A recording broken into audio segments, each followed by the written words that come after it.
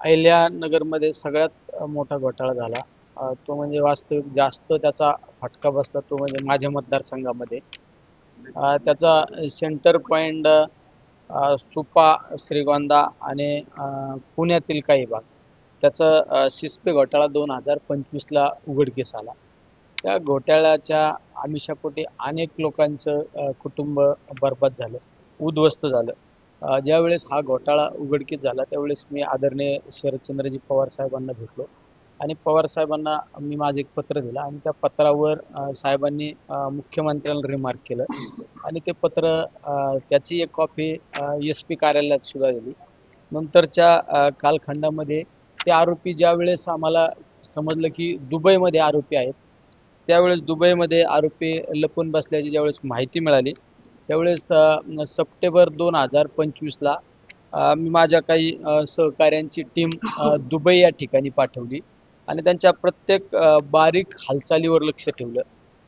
त्यांचे त्याबाबत वास्तव्य कुठे आहे, ते कुठला व्यवसाय करतात, या सगळ्या माहित्या गोळा करण्यासाठी आम्ही प्रयत्न केले आणि ज्या ज्या माहिती आम्हाला समजली ती माहिती आम्ही पोलीस अधीक्षक कार्यालय नगर या ठिकाणी आम्ही त्या माहित्या त्यावेळेचे तत्कालीन SP सोमनाथ घारगे होते, त्यांना त्या माहिती आम्ही पुरवण्याचं काम केलं.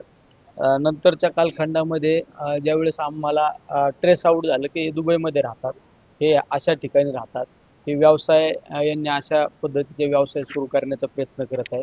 त्यावेळेस आपण 9 फेब्रुवारी 2026 रोजी देशाचे गृहमंत्री अमित शाह साहेबांना भेटून त्यांच्यावर आम्ही इंटरपोल करण्याची मागणी केली आणि CBI चौकशी लावण्याची आम्ही त्यावेळेस मागणी केली आणि चौकशीला गती देण्याच्या संदर्भात मी 2-3 वेळा आदरणीय अमित शाह साहेबांना त्या ठिकाणी भेटलो. नंतरच्या कालखंडामध्ये मार्च 2026 मध्ये इंटरपोलची कारवाई सुरू करण्यात आली एकूण 7 जणांविरोधात. त्यामध्ये अगस्ती मिश्रा, नवनाथ आवताडे, राहुल शामराव काळोखे जो काल पकडला तो, ययाती मिश्रा, शुभम आवताडे, गौरव सुखदेव आणि सुवर्ण आवताडे या 7 जणांवर यांच्यावर इंटरपोलची कारवाई सुरू केली. आमच्या टीमचे सदस्य 2025 पासून दुबईमध्ये कार्यरत होते आणि त्यांनी त्या काळामध्ये अनेक महत्त्वाच्या काही कागदपत्रा सहित माहित्या त्या ठिकाणी गोळा केल्या. त्यामध्ये आरोपीचे राहण्याचे ठिकाण, घराचे पत्ते त्या ठिकाणी शोधून काढले, त्यांच्या व्यवसायाचे परवाने, बिझनेस लायसन्स त्या ठिकाणी काय बिझनेस करतात ते शोधून काढले, बँक खात्याची माहिती सुद्धा आमच्या टीमने त्या ठिकाणी काढली. त्याचे इमिरेट ID संबंधितले पुरावे त्या ठिकाणी गोळा केले आणि कार्यालय, त्यांचे कार्यालय कुठे आहे, काय ऑफिसेसची माहिती त्या ठिकाणी गोळा केली. ही सर्व माहिती आम्ही SP कार्यालयाकडे सुपूर्द करण्यात आली.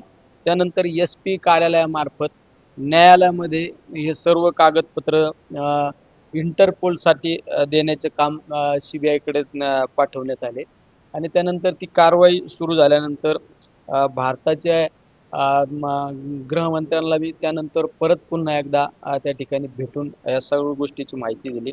परराष्ट्र मंत्रालय येथे अनेक वेळा प्रत्यक्ष जाऊन मी त्या ठिकाणी पाठपुरावा करण्याचा प्रयत्न केला आणि आमचे त्यावेळेचे SP सोमनाथ घारगे यांच्याशी बऱ्याच वेळा सातत्याने आम्ही त्या ठिकाणी, मी आणि माझ्या टीममधील काही सदस्यांनी संपर्क करण्याचा प्रयत्न केला. त्यामध्ये राहुल शामराव काळोखे याचप्रमाणे इतर आरोपींविरोधातील दस्तवेज पुरावे माझ्याकडे काही उपलब्ध आहेत, योग्य वेळी ते सार्वजनिक ठिकाणी सुद्धा दाखवण्यात येतील. इंटरपोलची कारवाई सुरू करण्यात होण्याच्या आधी काही दिवस या फरार आरोपीला त्यांच्या विरोधात इंटरपोलची प्रक्रिया सुरू आहे हे ज्यावेळेस समजले त्यावेळेस तो आरोपी दुबईमधून फिजीमध्ये पलायन झाला आणि या सर्व गोष्टी आमच्या दुबईतील सूत्रांकडून आणि संबंधित इमिग्रेशन यंत्रणाच्या समन्वय साधून आम्ही या सर्व गोष्टी आम्ही हालचालीवर मागोवा ठेवून आम्ही याची माहिती योग्य वेळी कलेक्ट करत होतो. प्रत्येक वेळेस त्याची कलेक्ट करत होतो. परराष्ट्र मंत्रालय, CBI आणि इंटरपोलच्या समन्वयातून त्यांची फिजीमधील अनेक ठिकाणे शोधण्यात आम्ही त्या ठिकाणी यश मिळाले आणि त्याला अखेर काल अटक झाली. आज मी माध्यमासमोर काही कागदपत्र सुद्धा त्यांचे देत आहे. त्यामध्ये ट्रेड लायसन, कंपनीचे लायसन, बँक खात्यांची माहिती, राहत्या पत्त्यांचे पुरावे, इमिरेट आय डी आणि आमच्या टीममध्ये दुबईमध्ये त्यांचा मागोवा घेत असलेले काही फोटोकॉपी सुद्धा आमच्याकडे या ठिकाणी उपलब्ध आहे. काही दस्तऐवज त्या ठिकाणी उपलब्ध आहे. तपास यंत्रणा आवश्यक असलेल्या जनतेसमोर योग्य वेळी आम्ही त्या ठिकाणी सादर करण्यात येईल. इंटरपोल कडून वॉन्टेड असलेल्या इतर सर्व आरोपींच्या प्रत्येक लहान लहान माहिती आमच्या दुबईतील टीमने अत्यंत मेहनतीने गोळा केलेले आहे. त्यामध्ये त्यांचे वास्तव्य, व्यावसायिक माहिती, कंपनीचे कागदपत्र, आर्थिक व्यवहारांच्या संबंधित माहिती आणि इतर महत्त्वाचे पुरावे यांचा समावेश आहे.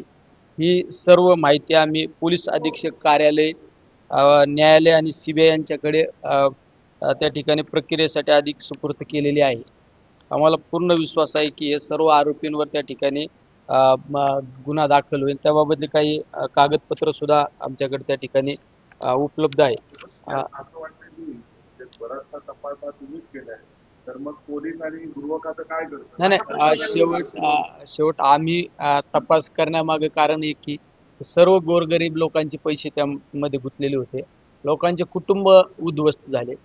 शेवट ज्यावेळेस बाहेरच्या देशामध्ये आरोपी पलायन करतात, त्यावेळेस आपल्या देशातील काही तपास यंत्रणेला काही लिमिटेशन येत असतं.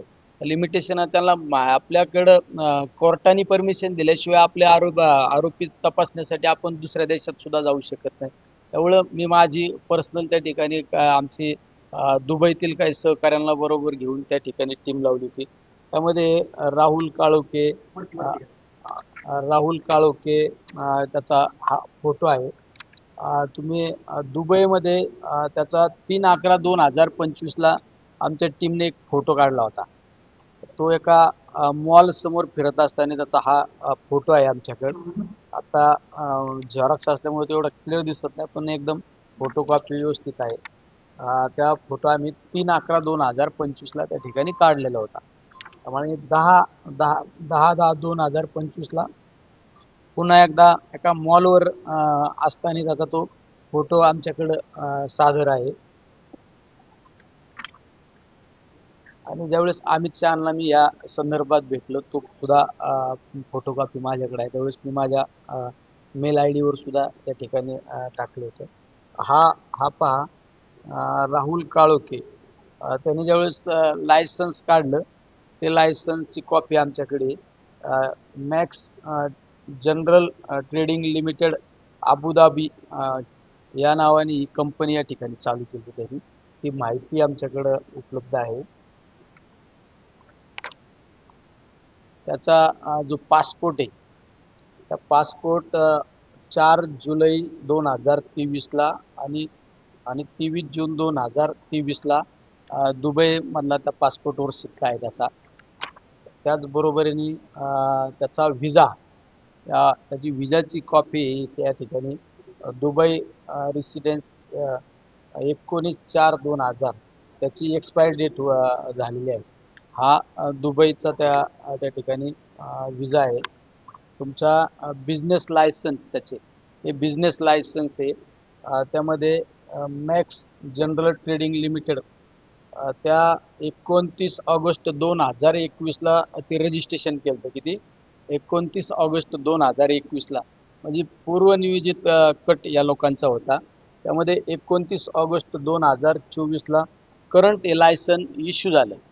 त्यांनी अप्लाय केलं 29 ऑगस्ट 2021 आणि 29 ऑगस्ट 2024 हे करंट लायसन इश्यू झालं आणि 28 लाख रुपयाचा कोटी हे हजारो कोटी रुपयाचा घोटाळा आहे.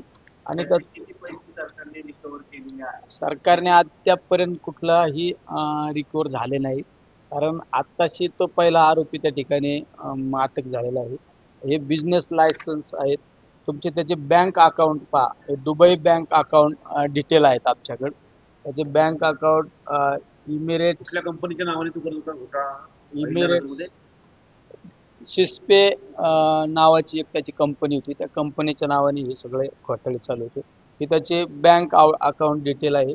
इमिरेट्स NBD या नावाने ही बँक आहे. Dubai bank account detail Rahul Shamrao Kalokhe हे बँक अकाउंट त्याचे करंट अकाउंट होतं त्यात सगळं. राहुल काळोखे याचा ॲड्रेस पुण्याचा आहे, तो काहीतरी संभाजीनगरचा आहे. आता त्याचे राहण्याचे ठिकाण सुद्धा आम्ही कुठं राहतो ते ठिकाण त्याचं काढलं होतं. कोणाच्या ओनरच्या नावावर ॲग्रीमेंट केलेले हे सुद्धा आम्ही त्याचं डिटेल काढलं होतं. ओनर सुद्धा मोहम्मद हसन अल्फा रिसा 27/2/2025 त्याचं ॲग्रीमेंट झालं. त्याचं झालं आणि त्याचं राहण्याला त्या ठिकाणी राहण्यासाठी गेला 1/3/2025 हे त्याचं राहण्याचं आम्ही जे ॲग्रीमेंट केलं राहुल काळोखे रेसिडेन्स ॲग्रीमेंट हे सुद्धा आमच्याकडे त्या ठिकाणी उपलब्ध आहे. त्याचे आयकर विभागाचे ID त्या ठिकाणी उपलब्ध आहे. कागदपत्र तुम्ही आणि तुमच्या टीमने गोळा केलेली आहे. हा पोलिसांनी का केलं नाही हाच प्रश्न होतो. नाही, पोलिसांना मदत करणं हे आमचं महत्वाचं काम होतं. हे त्याचे चेक वगैरे हे त्याचं ज्यावेळेस आज तुम्ही म्हणता हजारो कोटीचा घोटाळा आहे, घोटाळा केला, एवढा मोठा घोटाळा असताना पोलीस शांत बसली होती का? नाही, पोलीस यंत्रणेच्या पद्धतीने काम करत होती. त्यावेळेसचे मी सांगितलं त्यावेळेसचे SP सोमनाथ घारगे म्हणून त्यांच्याशी मी किंवा आमची टीम त्या ठिकाणी नेहमी संपर्कात असायची. बऱ्याच वेळा आम्ही त्यांना माहिती दिल्यानंतर इंटरपोलची कारवाई त्यांनी सुरू केली. शेवट पोलीस यंत्रणेला दोष देण्यात अर्थ नसतो. शेवट त्यांनी त्यांच्या पद्धतीने काम करणं गरजेचं असतं. पण ज्यावेळेस सर्वसामान्य लोकांचे पैसे कुणीतरी एखादा हडप करत असेल त्यावेळेस लोकप्रतिनिधी यांना त्यांनी आपली सुद्धा एक जबाबदारी लागते. शेवट माझ्या जवळच्या लोकांचे, माझ्या गोरगरिबांचे ज्यावेळेस पैसे त्या घोटाळ्यामध्ये अडकले, गोरगरिबांचं कुटुंब उद्ध्वस्त झालं, त्यावेळेस मला त्या वेदना होत्या आणि मी माझ्या संपर्काचा निश्चित त्या ठिकाणी फायदा करून घेण्याचा प्रयत्न केला. तुम्ही म्हणताय तुम्ही प्रयत्न केले, तुम्ही कागदपत्र दाखवताय, अनेक लोकांकडनंही या सगळ्याबाबत अनेक राजकीय पक्षांचे नेते, अनेक लोकप्रतिनिधी म्हणतायत की आम्ही या सगळ्याचा फॉलो केला. नाही, बोलणं वेगळं असतं आणि प्रत्यक्ष कृती करणं वेगळं असतं. समाजामध्ये दोन प्रकारचे लोक असतात. एक फक्त बोल घेवडे असतात, स्टेजवर येऊन मोठमोठ्याला गप्पा मारायचा, आणि एक वर्ग असा असतो तो निश्चित प्रामाणिकपणे काम करतो. जर प्रामाणिकपणे जर आम्ही या सगळ्या माहित्या गोळा केल्या नसत्या तर आज तो आरोपी अटक झाला नसता. तुम्ही ज्यावेळेस दुबईमध्ये ज्यावेळेस त्याला लक्षात आलं की माझ्या इंटरपोलची कारवाई होती त्यावेळेस तो आरोपी बहरीनला गेला. पहिला बहरीनला आरोपी गेला. त्यावेळेस आपली टीम बहरीनमध्ये पोहोचल्यानंतर तो फिजीला गेला असताना आपल्या त्या ठिकाणच्या काही यंत्रणेने दुबईच्या पोलिसांना बरोबर घेऊन फिजी गाठली आणि फिजी गाठल्यानंतर तो आरोपी त्या ठिकाणी त्या फिजीच्या पोलिसांना बरोबर घेऊन आरोपी त्या ठिकाणी डिटेक्ट झाला. आणि त्यावेळेस फिजीच्या लोकांनी सांगितलं, पोलीस यंत्रणेने सांगितलं की तो आरोपी तुम्ही दुबईला घेऊन जा. त्यावेळेस आपल्या यंत्रणेने सांगितलं की आरोपी दुबईला नाही पाहिजे, तो इंडियात पाहिजे. याबाबत सुद्धा आम्ही त्या ठिकाणी एकदम प्रामाणिकपणे त्या ठिकाणी काम केलं. काही माहिती आहे तुमच्याकडे?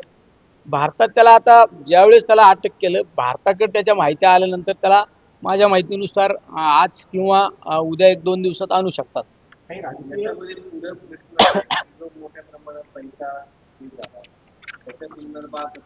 आता सगळ्यात महत्वाचं ED CBI या सगळ्या यंत्रणेचा वापर करून त्यांच्या कुठं प्रॉपर्टी आहेत त्या प्रॉपर्टी शोधल्या पाहिजे. त्यांच्या बँक अकाउंटला कुठं पैसे, त्यांच्या नातेवाईकांच्या अकाउंटवर किती पैसे, हे सगळे अकाउंट सेल केले पाहिजे. त्यांच्या प्रॉपर्ट्या सेल केल्या पाहिजे आणि त्या प्रॉपर्ट्या सेल करून या लोकांचे पैसे दिले पाहिजे. आरोपी डिटेक्ट झाला, आरोपी पकडला, आरोपी आज पोलीस कस्टडीत आहे, याचा अर्थ लोकांना पैसे मिळाले का? नाही, लोकांना पैसे मिळाले नाही. लोकांना प्रत्यक्षरित्या ज्यावेळेस पैसे मिळतील त्यावेळेस खऱ्या अर्थाने या गुन्ह्याचा तपास पूर्ण झाला हे आपण समजू शकतो. त्यामुळे त्यासाठी या सगळ्या यंत्रणेचा वापर करून त्यांचे सगळे अकाउंट, त्यांच्या नातेवाईकांचे अकाउंट, त्यांच्या प्रॉपर्ट्या सेल केल्या पाहिजे. आज काही आरोपी अजून फरार आहेत, त्या आरोपींचा सुद्धा आता बऱ्यापैकी मागोवा घेतला पाहिजे. यामध्ये काही राजकीय हस्तक्षेप वाटतो त्यांना पाठिंबा घालण्यामध्ये किंवा राजकीय हस्तक्षेप या सगळ्या गोष्टीला एकमेकावर टीका टिप्पणी करण्यापेक्षा सगळ्यात महत्वाचे बाकी आरोपी डिटेक्ट करणे, बाकी आरोपी पकडणे आणि हाय आरोपी जो पकडला त्याच्या सगळ्याच्या सगळ्या या सगळ्या पैशातून ज्या प्रॉपर्ट्या केल्या त्या प्रॉपर्ट्या सेल करणे आणि पैसे लोकांना काढून देणे.